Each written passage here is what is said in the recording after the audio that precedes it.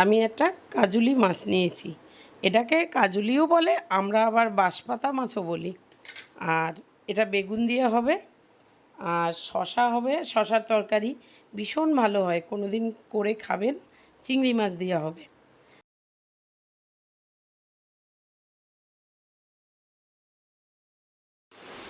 এবার তেল দেই,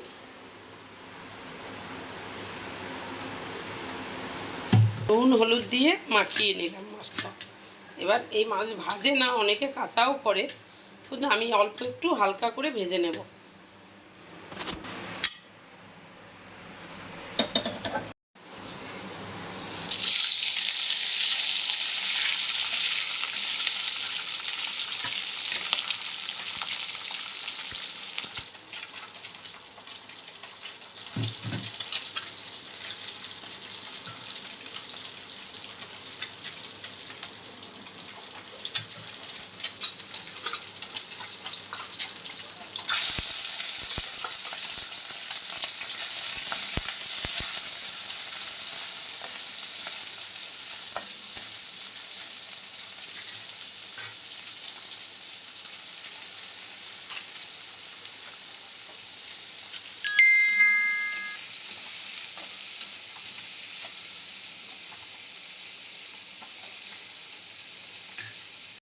আমার চিংড়িটা ভাজা হয়ে গেছে, নামিয়ে নেব।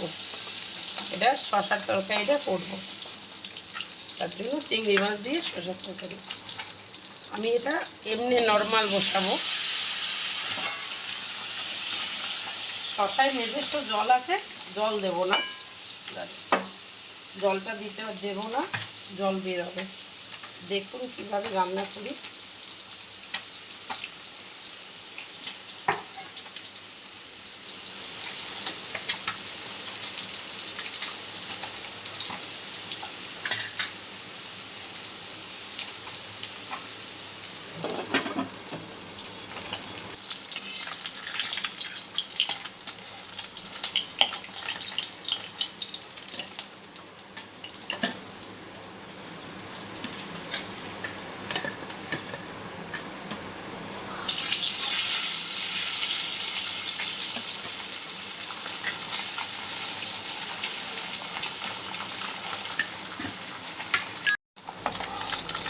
এটা হয়ে গেছে ভাজা, আমি এবার তুলে নেব।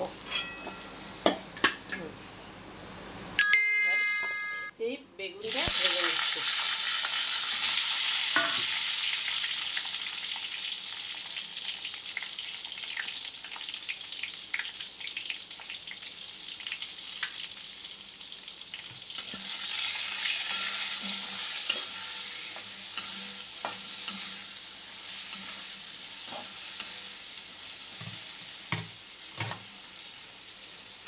কাঁচা লঙ্কাটা দিয়ে দিচ্ছি।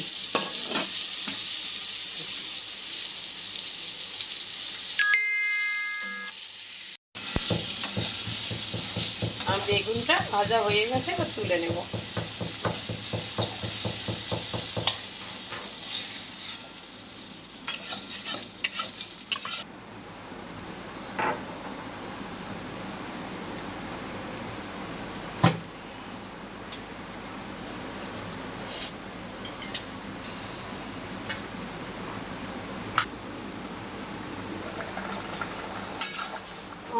এটাও হয়ে এসছে, আর একটু হলেই সেদ্ধ হোক একটু।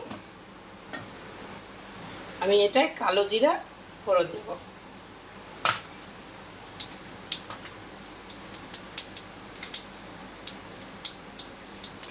আদা রসুন বাটা দিলাম,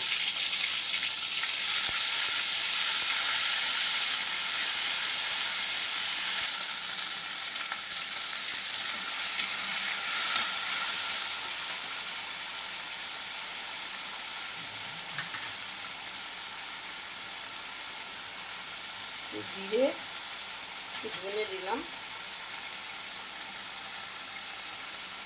হলুদ দিলাম, একটু কালারের জন্য কাশ্মীরি লঙ্কার গুঁড়া দিলাম,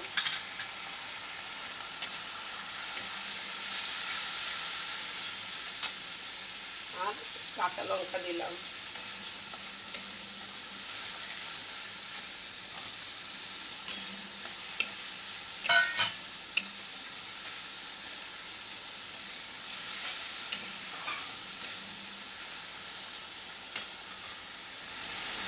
এই মাছটা এরম করে বন্ধুরা খেয়ে দেখবে একবার।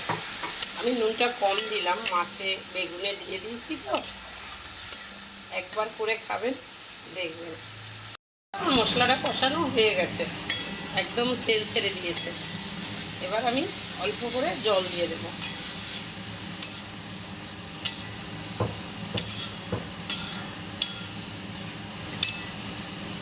ফুটলেই বেগুন দিয়ে দেবো।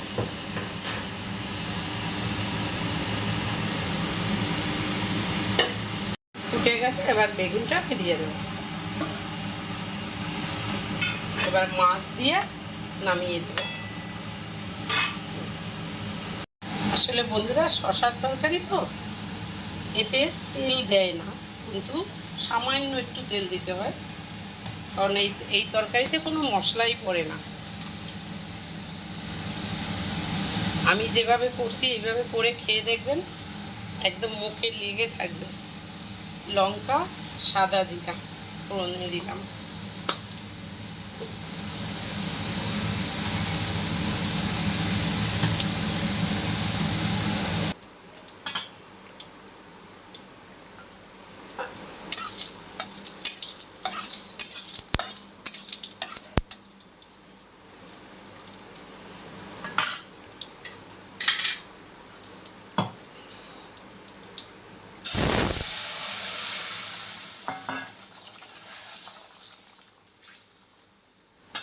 এবার চিংড়ি মাছটা দিয়ে দেব। একদিন করে খেয়ে দেখবেন শশার তরকারি, কি দারুণ খেতে হয়। আমি মাছটা দিয়ে দেব।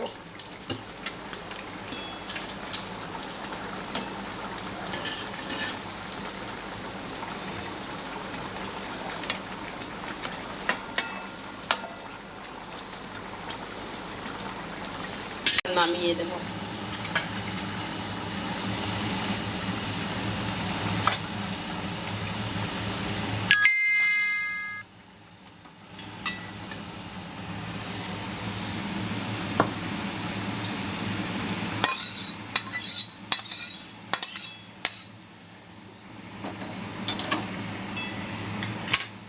দেখুন বন্ধুরা কি সুন্দর হয়েছে। এই এই বাঁশপাতা মাছ দিয়ে বেগুন লম্বা লম্বা করে দিয়ে একবার করে খাবেন আমার মতো এরম করে। দেবো শশা তো একটু চিনি দিতে হয়,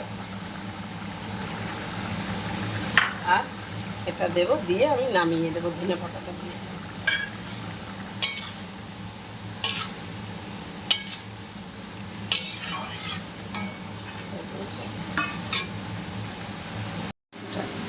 হয়ে গেছে।